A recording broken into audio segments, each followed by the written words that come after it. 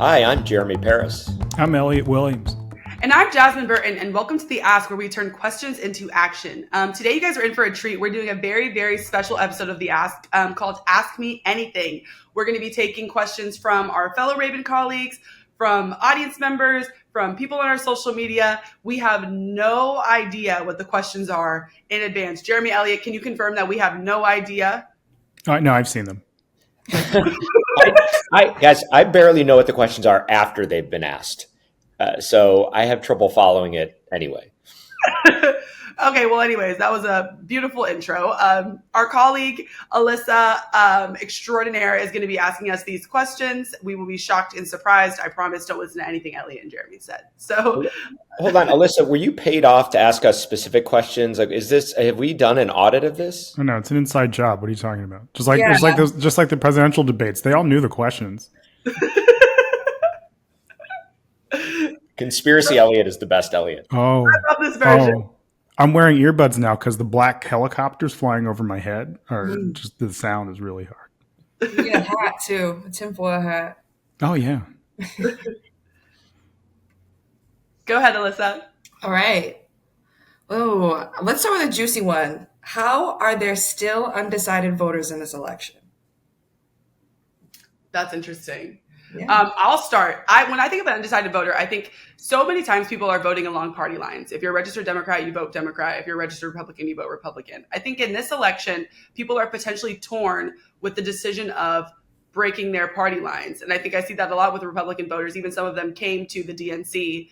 They're not aligned with Trump's views and are just really struggling on whether they don't want to vote at all or are going to jump full ship and go and vote for a Democrat. What do you guys think? Yeah, I don't know if I agree with that. I don't think people vote straight party line. I think it's a naive question in that it assumes that all voters are inside the Beltway, engaged folks who are following this stuff closely. And I think most Americans do not exist in a space of having deeply held opinions, even about Donald Trump, who's been a former president, or Kamala Harris, who many people may not have heard of prior to Donald Trump was president of the United States? I know. We're aging in 2024 years. It was like 2 decades ago. But point being, most people do not exist in that space or that frame. And so I am not surprised that even in spite of how different the candidates are and what they represent to, I hesitate to say competing factions in the country, but just very, very different things, that there are still undecided. Well, I've got two takes, so I can argue with myself. But one, is that a Billy Idol song?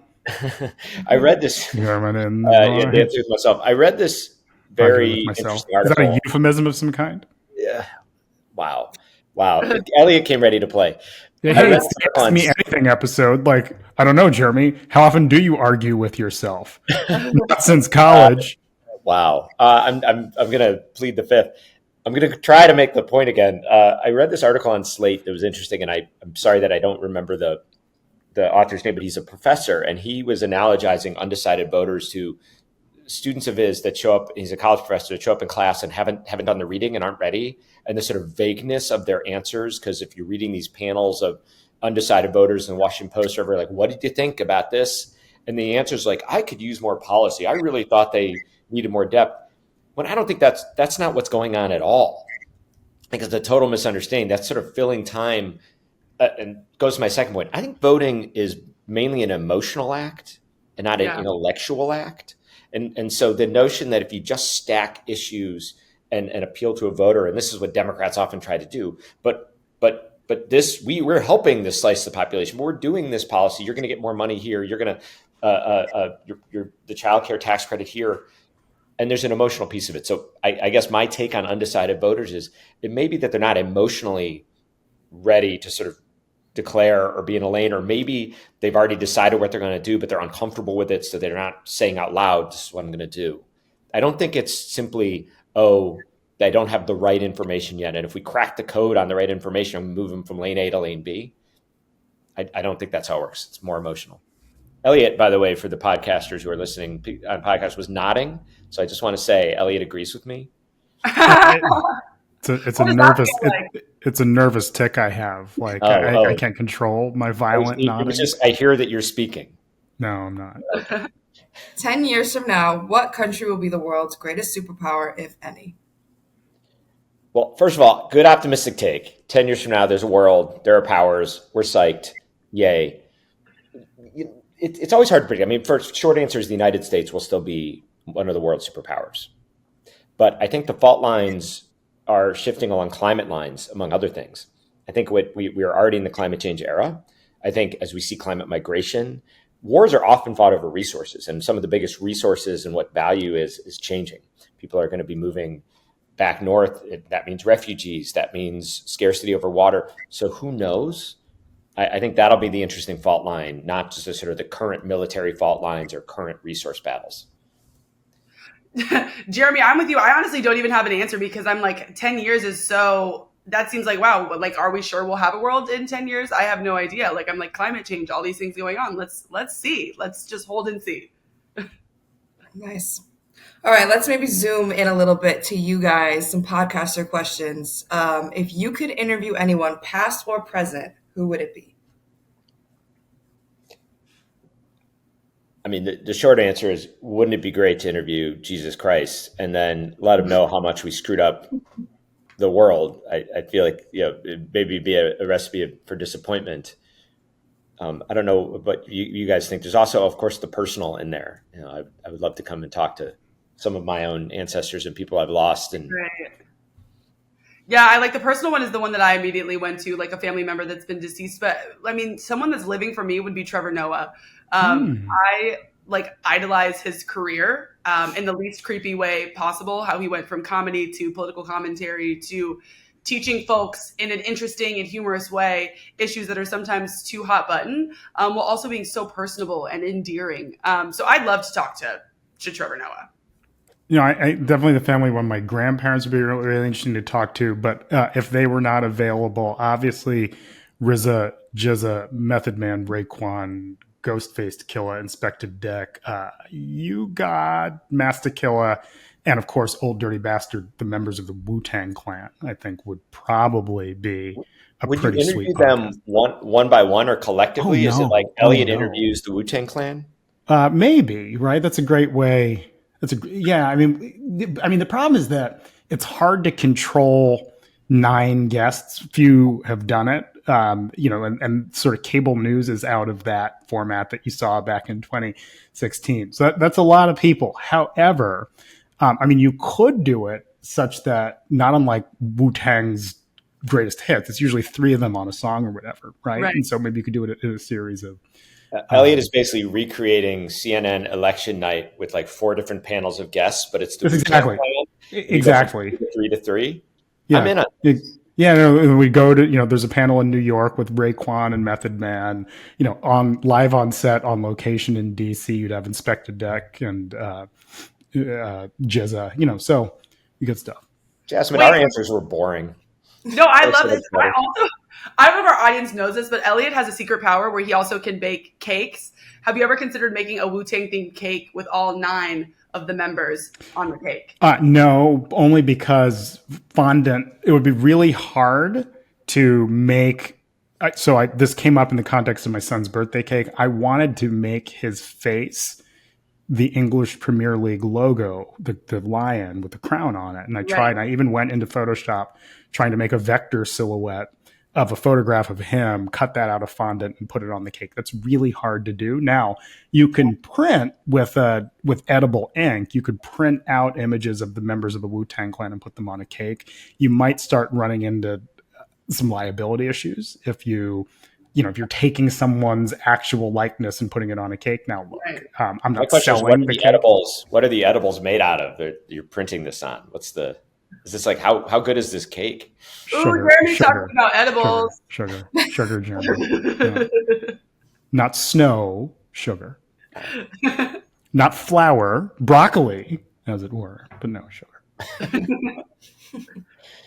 You didn't know how many references to weed I could work into one sentence. Although sugar is cocaine.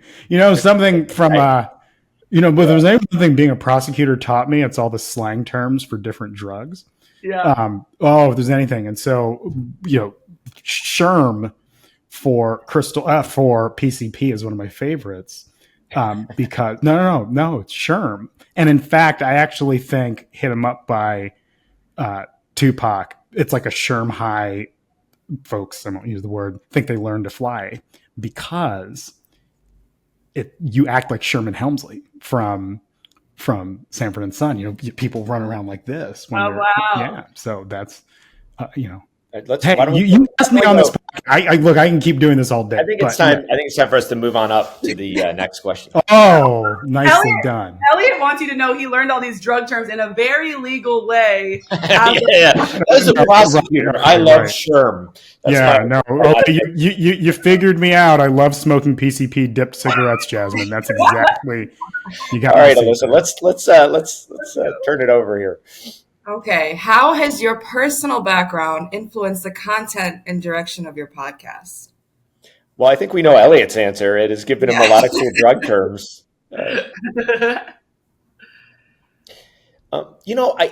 I think through my sort of life and career, I've learned how much I don't know. For starters, that I have a perspective that is always open to changing and morphing, both as my life situation changes, but also the really cool thing about ever getting to interview and interact with interesting people, first of all, the co-hosts here or people that we interview, is if your mind is open, you really can change perspective and aha moments and staying open to it.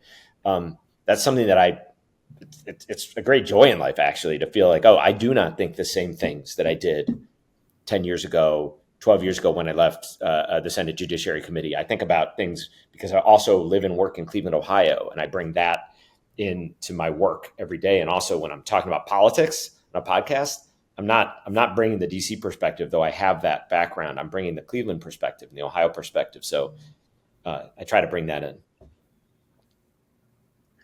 I'm like, this is an interesting question. I don't necessarily know. I feel like, if I do say so myself, I'm so young and fun. And I try to bring that perspective. You're younger and funner than me and Elliot, for sure. But yeah. All right. But I do feel like we have such a nice melting pot of age and gender on this podcast that make all of our perspectives extremely interesting. I feel like it's not a melting pot. It's like a strawberry dipped in very sad old man chocolate. It's like literally. Whatever it is, it's working. It's like a bodega fruit salad with only 2 pieces of fruit in it. Actually, 3 pieces of fruit. It's like two junky pieces of cantaloupe, and then one listenable piece of mango. Actually, guess who's who. Proceed, Jasmine. I find it interesting. Like when I listen to things, I love, something that makes me laugh, something that makes it engaging, but also something where I'm really learning something. I feel like that's kind of the millennial in me growing up in a situation where I only watched cable television. I only watched cable news. And then all of a sudden, as I'm getting older, I'm seeing this shift between people needing these bite-sized clips, people wanting it to be dancing while you're telling me how the world is ending. Like, it's just all of the things. And so I try to figure out how I can blend all of the things I've learned, all of the ways that I've consumed information into something that I can make digestible for other people. Yeah. And I think, and I'll go totally different. You may not be prepared for this answer, but this all for me comes back to being an art history major in college, believe it or not. And if there's one fact that one learns about the world through the study of art, it's that people are fundamentally products of their upbringing, background, and so on. Pablo Picasso gets syphilis and resents women and paints Avignon, his painting sort of, intensely sort of harsh and critical of the women in his artwork. Kazimir Malevich grows up in Russian Orthodox homes where there's one thing on the wall, a white wall with a big gold crucifix on the wall, and all of his paintings are these paintings of icons and nothing else, right? And it comes up in the book I'm writing right now. It's all about how people are shaped by where they come from and where they've been. Now, that can be over a shorter period of time. One who has less tenure on the planet certainly has less of a data set to grow on, but they still affect and shape who we are. And that's sort of how we ask questions, the things we say in response to questions, what we find interesting, and so on. So it's all a continuation of that, I think. Thank you for that. I got to study my art history. Yeah. What has been the most surprising thing you've learned about yourself since joining the podcast team? You know what's funny? I don't even know if this is this is an interesting answer, but basically I realized how animated you have to be for your emotions to come off on screen or via audio. I think when I'm just having a regular conversation, I think that I'm engaging. I think that I'm upbeat. I think that I'm all those things. And then I watch the episode back and I look like I'm asleep. And so I'm like understanding how hard acting is, or how many exaggerated emotions you have to portray to make it seem realistic. I think that's been probably the most interesting thing to learn, is that you have to turn it up 3 notches just to seem, normal.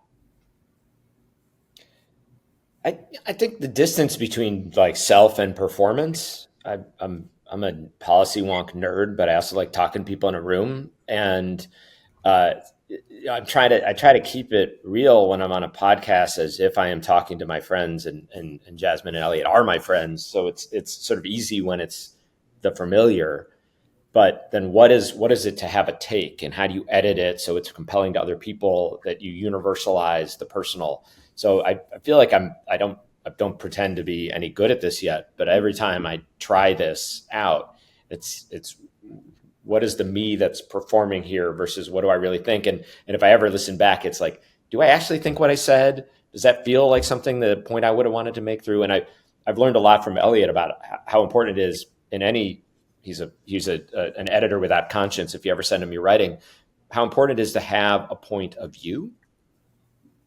That's what's interesting. You have to have a real point of view on something, and not just a generic thing.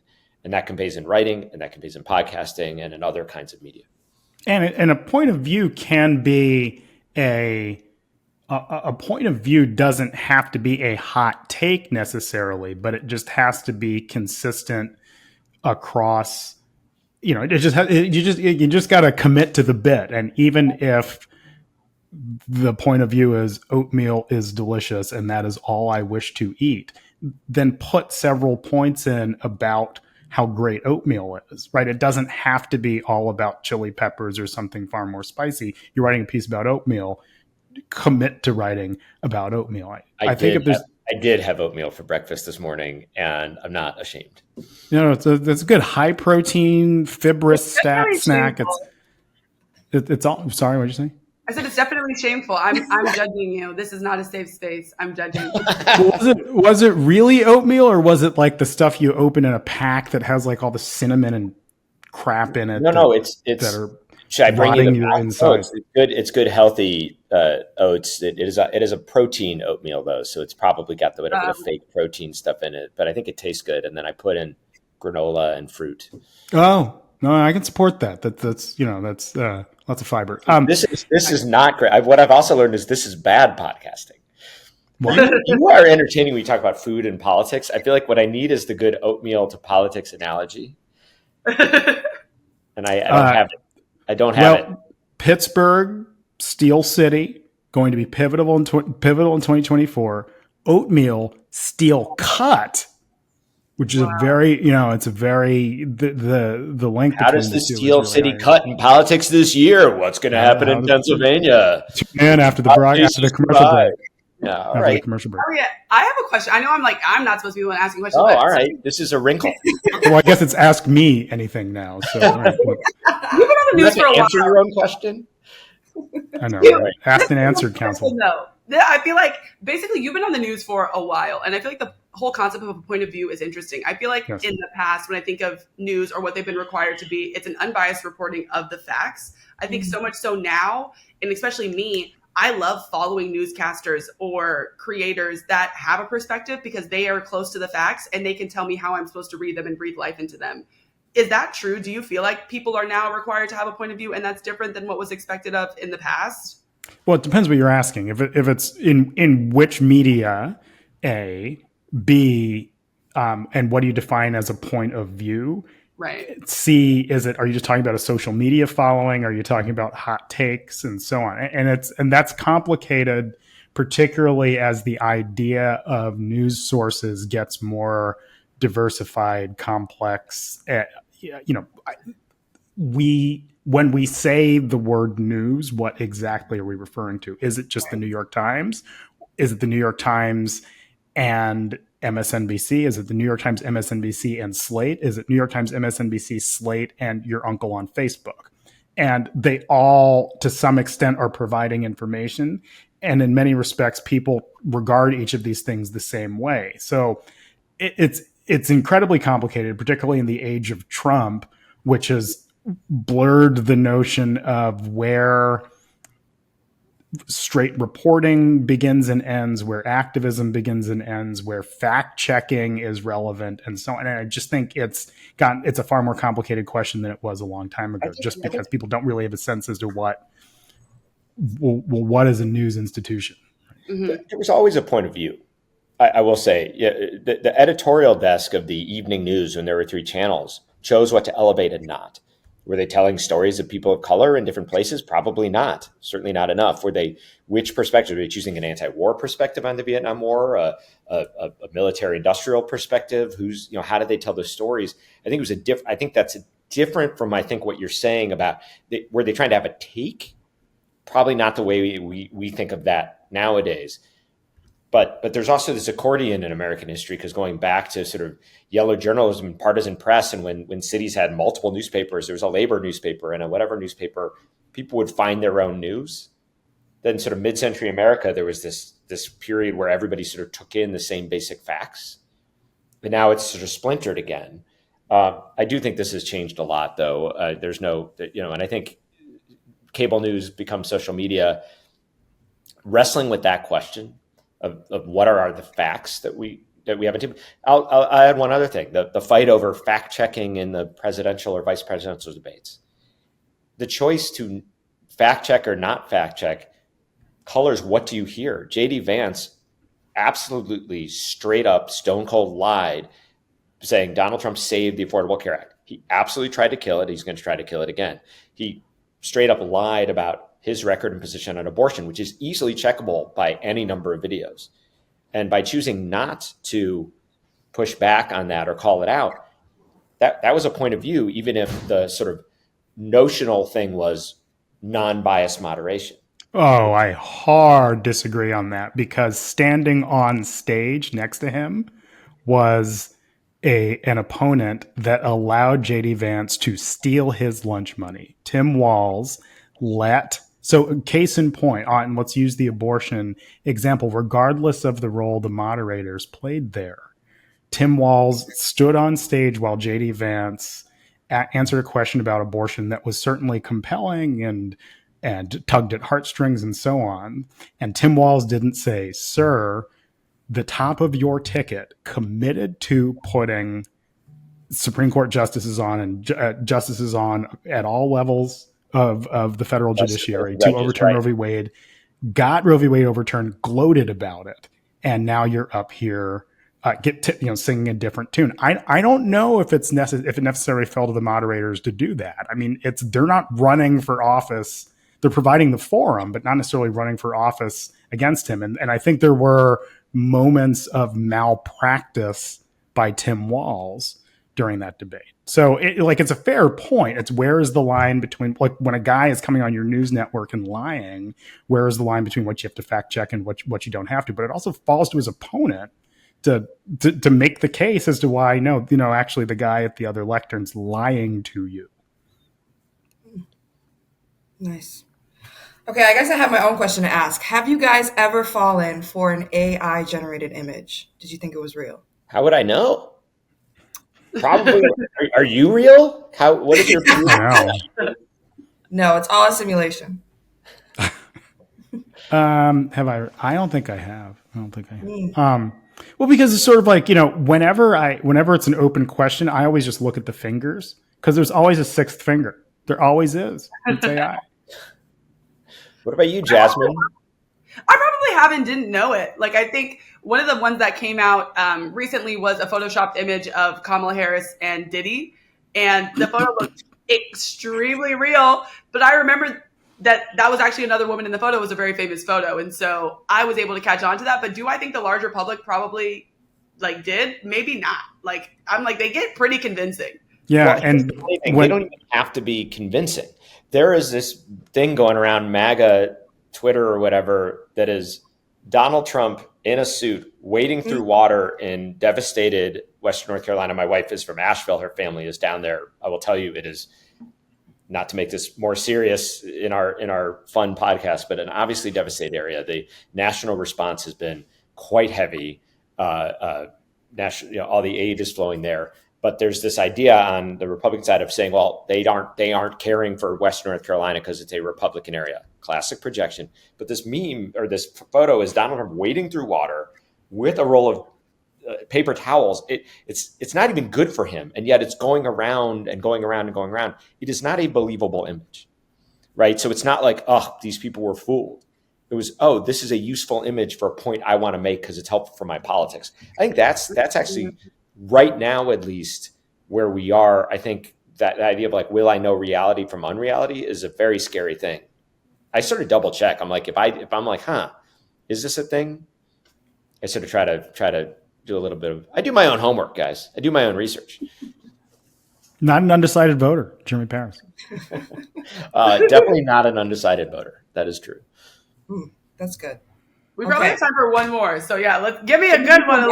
I'll do some rapid fire ones if you want. All right. Okay. Everyone ready? Yeah, I'm ready. Apple or Android? I feel like I should be more on the Android side because Apple has to be like getting all of our data right now. I've been into their ecosystem since I got iTunes, and I never want to give up my songs. So yeah, that's how they get you. Yeah, I mean, I all my stuff's Apple. Okay, good. Texting or talking?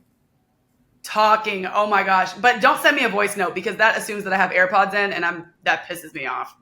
Wow. I'm gonna start carpet bombing Jasmine with some voicemails just to. I got a phone call yesterday, and I was like, what are you doing, man? Like, can't you type? Like, what information did you need to convey that could not have been conveyed in typo-riddled one sentence bursts? Huh? Exactly. This has changed political organizing too, because like the idea that like somebody would answer the door to somebody unannounced is a crazy thing now. Polling too is another one. Same thing. It's just people's notion of answer the phone. Answer the phone. Landline? Come on. Please. Okay, boomer. Two texting. Got it. Dunkin' or Starbucks? Starbucks. My kids love Dunkin'. I never enjoyed the coffee there. I like coffee that's going to punch me in the face, and Starbucks dark roasts get it done. Yeah.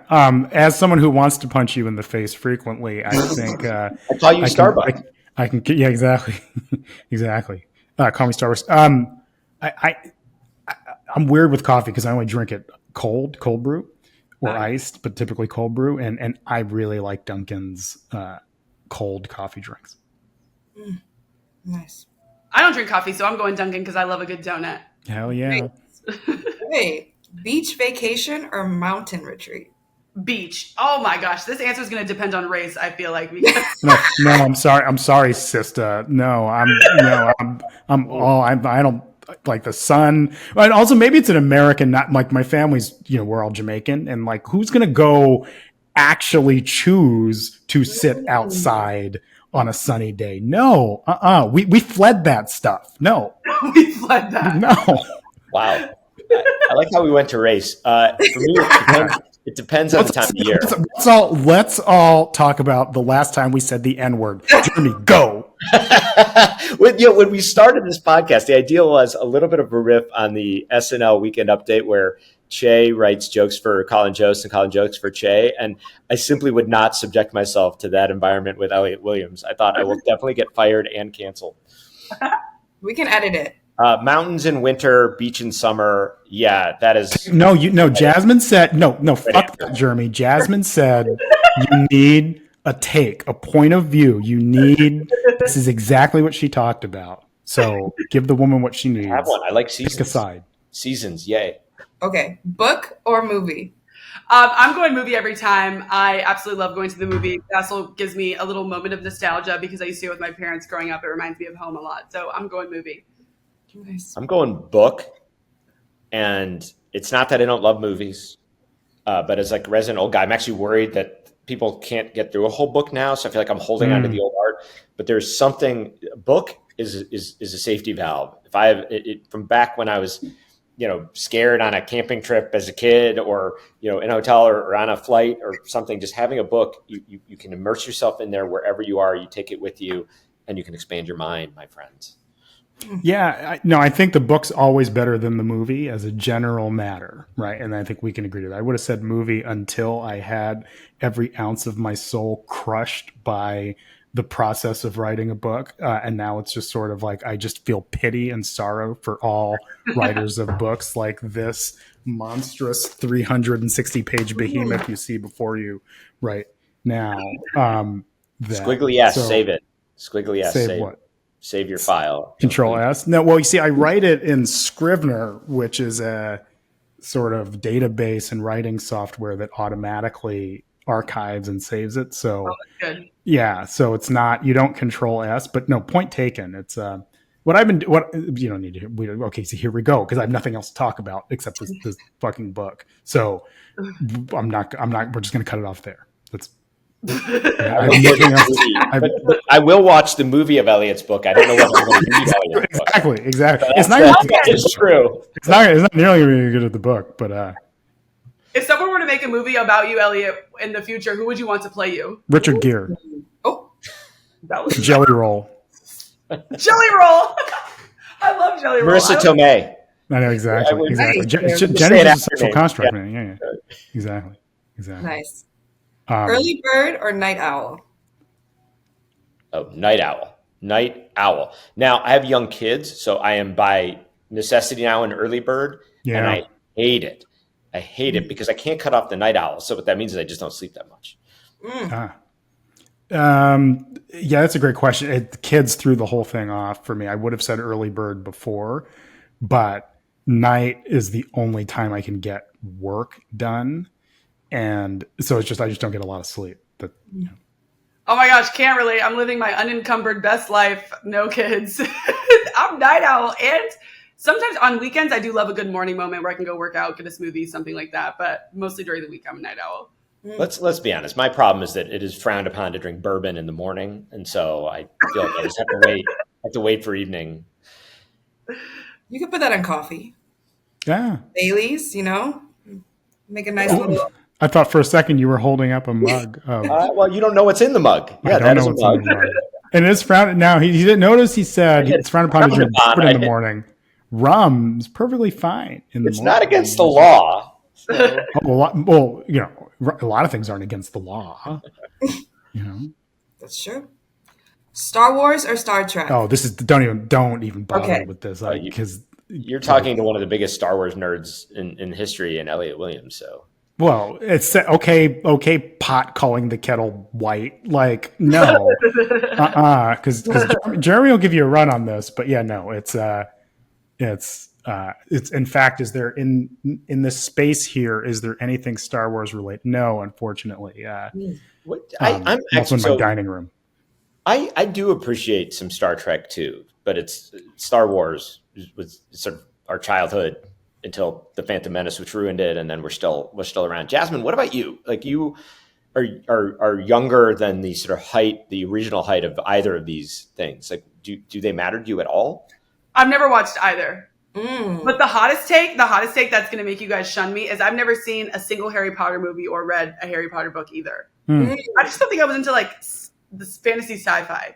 I'm more shocked by the Star Wars than the Harry Potter TBH. But also because there's just so much content at this point, like so many movies,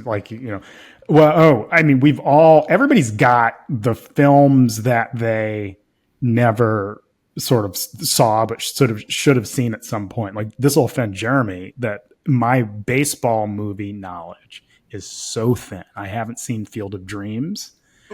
Yeah. I haven't seen The Natural. Have you seen? No. Come on, I'm not a savage. Come on, but I just mean A League of Their Own. I've seen A League of Their Own, but some of the big ones, other big ones. I haven't seen Caddyshack, which is certainly every guys our age have all, like Caddyshack's another one. We all have those. I mean, Jasmine's are the Harry Potter ones. Jeremy, what about you? Like the pop culture we've missed. Yeah. Well, here's my thing. I have read Game of Thrones books, and I have not watched the Game of Thrones show. What? First of all, I would like to say that Game of Thrones actually really revolutionized television, because before Game of Thrones, you had to usually wait 3 seasons before a main character got killed. I mean, episode 2, bow, they're dropping everybody. Like, I was like, this is insane. Someone was dying every episode. Now, spoiler alert. I just said I haven't watched it. No, I read the books. I know. No, it was that's right. So shows always have a problem of stakes. Are the stakes high? And there's been this sort of elevation of that in sort of the Marvel movies, which is like, unless the whole universe is in peril, the stakes aren't real. And they've had trouble then kind of pulling it back from that. One of the great things about Game of Thrones is when the most beloved character can die, anybody can die. So instantly there's a stakes to it that feels really compelling all the time. Yeah, and that generation of TV that I guess starts with The Sopranos, maybe somewhere around there, but the idea that heroes aren't necessarily heroes is actually a revolutionary concept for the most part. And Game of Thrones was the big one, because there were no heroes or villains specifically. The protagonist died and so on. We grow up thinking heroes are heroes and villains aren't. A really interesting factoid about the movie Frozen is that a lot of kids really were unsettled by Frozen because of how startling the turn in the love interest is. Another spoiler, I get the names of the guys. It's all Sven, Olav, Hans, but the guy who you think Elsa's going to end up with ends up being a bad guy, right? He turns. Yeah. It's very upsetting for little kids because they're just not used to the concept that there aren't clear heroes and clear villains. But what do you mean? He's a good guy and now he's turned. So, yeah. Wow. Frozen knowledge. Thank you for that. Last one. If your life had a theme song, what would it be? And why? This Is How We Do It by Montel Jordan. But it's an aspirational song. It's the song I want to walk into every room jamming to, because I feel like it's a jam. It sets the mood. It says I'm going to get some shit done. Wow. Like a walk-up song. Oh, yeah, I really took that as what's your walk-up song as opposed to your theme song. My theme song's probably like some sad song. Yeah, it's or Rachmaninoff or something like that, dude. It's Rachmaninoff. Like, I don't know, man. Some like bad classical or something. I don't know. Mine's probably Bad Girl by Usher. I don't know when that song comes on. I love it. I feel like this is me. I'm like the essence and the ambiance. But, everyone is delusional. So maybe that's not really who I am, but that's how I feel. That's your song then. Yeah, no, I'm going somewhere similar. Real Bad Boy, but a Real Good Man by Tim McGraw. Okay. And I don't even screw with country western, but I just think that's a great title. And can I redirect, because this is something I want to put on the record somewhere in case I die tomorrow. What song would you like played at your funeral? Oh, I know it. I know what I want playing when I'm dying. When you're dying, okay. Can you keep playing the casket, or okay? Oh no! You play in the as you're pulling that plug out, Jeremy. You got to play "Lovely Day" by Bill Withers. Dude, I mean, if you're gonna go out, talk about your walk up song, your walk out song. It's gonna be "Lovely Day" by Bill Withers. Do we have to wait till you're sick to pull the plug, or can we just end it now for all of us? All right. So, Jasmine, do you have an answer to this question? I haven't gotten the full advance of my book yet, so wait till I. All right, we'll wait. We'll wait till that's done. No, I don't even want to put that energy in the universe. I'm never dying. I don't even want to. Good luck. Good. Let me know how that works out for you, Jasmine. All right. Well, just an outro to this episode. I really hope that we play "Lovely Day" at the end. All right. Well, so my answer is South Central Rain by REM, which is a beautiful song. And it's actually a song about coming to terms with some things in life. It's not meant as a death song, but to me, it's what I would like played at my funeral. I'm putting it out here now in case nobody got this right. It's like my will and testament. Your will and testament? Yeah. I thought you should tell your family that. Exactly. I tried, but my family doesn't listen to me, so I'm telling you guys. When this turned to therapy, can we talk about my relationship with my dad next? Yeah, no, I'm interviewing him. on the next podcast. That was my. That was you could actually interview one person. It's Elliot's dad. Is Elliot's that dad. Yeah. How can you explain this? Wow. All right. So what we learned today is Jasmine's never going to die. But if it happens, we will absolutely not know what to play at her funeral. So we're just going to play some Bill Withers or some REM. Yes, exactly. Or Usher at her wedding. Or Usher. Wedding, funeral. Same idea. Usher out. Not you comparing a wedding to a funeral. It's all the same, right? It's all a blur, man. Yeah. I think that's the episode. Thanks, everyone, for listening. This episode of The Ask was brought to you by the Raven Group, a progressive public affairs firm with offices in Washington, New York City, El Paso, Cleveland, Los Angeles, and Oakland. To find out more about the company and its commitment to powering good work, please visit ravengroup.com. You can learn more about The Ask at our homepage, theaskpod.com. You can also follow us on social media at theask_podcast on Twitter, TikTok, and Instagram. And if you really like what you hear, and we hope you do, please subscribe, rate, and review at Apple Podcasts. We'll be with you again soon.